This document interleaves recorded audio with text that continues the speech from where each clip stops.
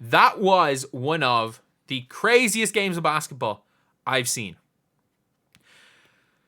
Thought maybe it was going to go to OT. Oh, Stewie blew an open layup. Oh, no. Stewie just blew an open layup for game. Oh, that's not good. That was not good. Stewie did the Aaliyah Boston. She just blew an open layup. That was a Stewie choke job, I have to say. Breanna Stewart, 6 of 21. Sabrina Ionescu, 8 of 26. At least in Sabrina's defense, she hit some clutch buckets. But I'm watching. Stewie just bricked. She just threw an... Is that an open layup? No one near her. Oh, Stewie just blew an open layup. Oh, no. That's really rough. Oh, God. Like, she missed a free throw. Like, Breanna Stewart missed a free throw to win it in regulation and then goes and misses a layup in overtime. That is a very interesting one. But for the Minnesota Lynx, I got to give credit where credit's due. For the Liberty, I thought Leonie Fiebich had a really good game there. She had 17 points. Quite clearly the second best rookie in the WNBA. I thought Sabrina and Stewie struggled. Jonquel Jones might have been the best player on the floor for either team, to be honest. Jonquel was exceptionally good. She shot the ball well. She made big plays down the stretch. She was a big reason why they stayed in the game, or why they kept in the game in overtime. She tied at 93 each with a big steal. But Nafisa Collier. What did she have? 21 points, 8 boards, 3 steals, 6 blocks. Like, 10 of 16 from the field. Like, that's MVP for you. Alana Smith stepped up big time there. Like, she was really good late in the game. Started off horrendously, Alana Smith did, but she got better. Maisha Hines-Allen. In fairness, one thing I will say about Maisha Hines-Allen, I know she was -8, but like she steadied the ship a little bit when she first came on for Alana Smith. But I'm going to say this now. One of the most important players for Minnesota was Heidemann. When Minnesota were down big in the game, it was Heidemann basically going 1-on-5 that got them back in the game. But we gotta just shout out Courtney Williams. What a performance. Courtney Williams, literally, like, that was one of the mad, craziest shots I've ever seen. Courtney Williams, like, I'm going to show you guys when I have it. Courtney Williams comes in, like, laughing. She literally comes in laughing at the timeout. She's like, oh yeah, like, she comes in, like, basically dancing off the timeout. And she shoots the first 3. Brick. Alana Smith forces the rebound off over Courtney Vandersloot. The ball goes back to Courtney Williams. And Sabrina Ionescu, what is she doing? Sabrina Ionescu comes up and hacks her. Bang! Like, what a ridiculous shot there. What a absolutely ridiculous shot from Courtney Williams in that game. Like, it looked like it was over. And not only that, we also have to look at the play-by-play. I'm going to show you guys the play-by-play in this game. So you're looking at it and it's like 10-point lead. What was the biggest lead that they had? 18 maybe? So they were up 17 points here. They were up 17 points in the halfway through the second quarter. And then they were up by... They went up a little bit in the fourth. I know they went up a bit in the fourth. They went up 15 points with 5:20 to go in the fourth. 15 with 5 minutes to go. And then you were looking at you're looking at Heidemann making it 9. Fee fading away. Courtney Williams.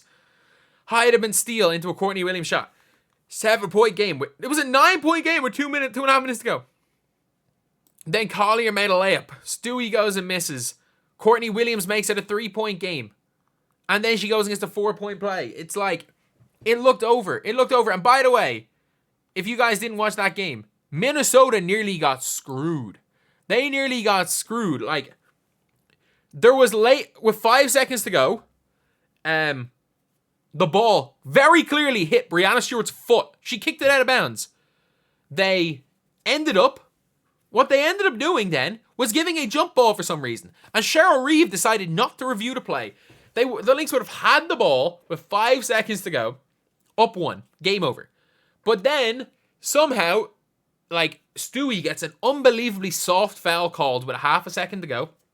And she hits the first free throw, bang, bang, bang, out on the second free throw. Misses that one, goes to OT. And then in OT, they're up 4 points. The ball hits Jonquel Jones and goes out of bounds. With like a minute to go. Ball's given back to the Liberty. Jonquel Jones, corner 3, bang. 1 point game. And you're like, come on. Come on now. It's just bad refereeing. Like, the referees really, really, like, they really screwed with the Lynx in this game. But look, the right team won at the end of the day. The right team won. It didn't affect the outcome of the game. They just made a couple of really bad calls. And I'm shocked that Cheryl Reeve did not, like, all she had to do was review the kick the ball out of bounds from Breanna Stewart, and they'd won that game. But as bad as, I'm telling you, as bad as the Lynx or the Liberty ended that game, the Lynx took it off them. Like, Courtney Williams down the stretch, Fee Collier, Heidemann, and on the defensive end, Alana Smith. Like, how many blocks did Alana Smith have? She had some seriously timely plays. Like, Alana Smith, 3 blocks in that game, 1 steal, 3 fouls. Like, Alana Smith, I thought, had a very solid all-around game. Look, she's not going to give you 20 a game, but she's going to give you, like, really, really good passing, good screening, 10 points. And if she just made layups to start of the game, it would have been a lot more interesting.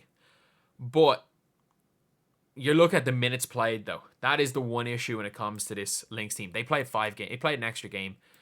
They had a much tougher series in the first round against Phoenix. Like, they needed, for lack of a better word, like a Fee Collier miracle performance in game 1 to win that game. You can 42-35. In fairness, 29 for Lana Smith. 43-37 for Carleton. And in fairness, like, you got 43 out of Stewie, 38 from Phoebich. Like, a lot of people talk about how good the Liberty's bench is. The reality is it's just Courtney Vandersloot. But when it comes to the Lynx bench, I think the Lynx have a better bench. I think Heidemann is as good as Vandersloot, and I think Maisha Hines-Allen is the best player on either team's bench right now.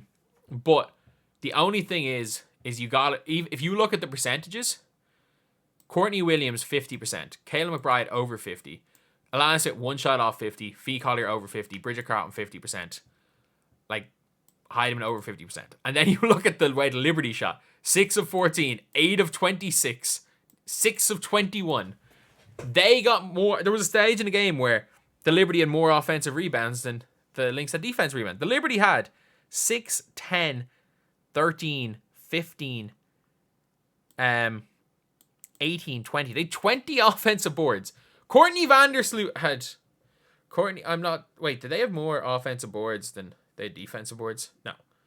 But it's not that far off. That was a game where if the Minnesota Lynx can control their boards, like, this team cannot get an easy shot against them. And that's the big thing, is like, you're looking at when it comes to like Sabrina Ionescu, who's an offensive player. Like, when a lot of people talk about how like Caitlin Clark takes plays off on defense, when you saw the energy Sabrina Ionescu had to put in on defense there, you saw how much that affected her offense. And that's the problem is that when you guard the other team's best player, when you put in all the energy on defense, offense becomes much harder. Like, it does just in general become much harder to do, which is why you got to be able to, if you have an offensive player like a Sabrina Ionescu, you got to be able to hide her, and you can't hide her against the Lynx. You just can't because of what Courtney Williams is doing. But what a game. What a game. Courtney Williams, 4-point play, like, mad. And to say Sabrina choked hard, I thought Sabrina, like, hit a couple of big shots. I wouldn't say she choked. I just think she had a bad game. Stewie choked. Like, you're allowed to have a bad game, but I will say, like, Stewie missing 2 chances to win that game is not ideal. But, like, yeah, they are... I call the Lynx in 5. I'm really, really hoping that me being there for game 3, it's for the sweep. Like, I'd love for this game to go... I'd love for the series to go 5, but I would also love to be there while a team wins. And I want it now to be a sweep for Minnesota. Like, the last thing I want is the series to go to 4 and me missing game 4 because I'm on an airplane. But anyway, yeah, that's pretty much it. That's pretty much it. A very, very interesting game.